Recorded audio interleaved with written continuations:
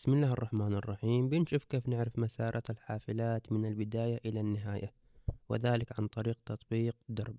بداية بفتح تطبيق درب،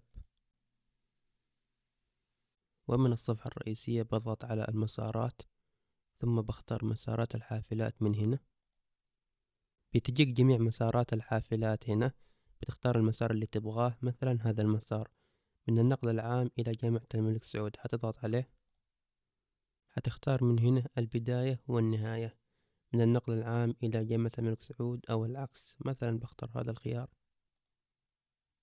بيجيك المسار كامل كذا بالخريطة، من البداية جامعة الملك سعود والمحطات اللي بيمر فيها، إلى المحطة الأخيرة مركز النقل العام. وعلشان تعرف اسم المحطة القريبة منك والوقت المتوقع لوصول الحافلة، بتروح على الصفحة الرئيسية، بعدها بتضغط على المحطة القريبة منك.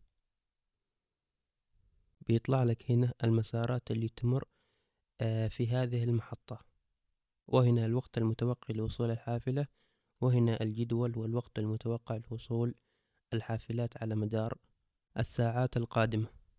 برضو أقدر أضغط على اسم المسار عشان يطلع لي بشكل أوضح.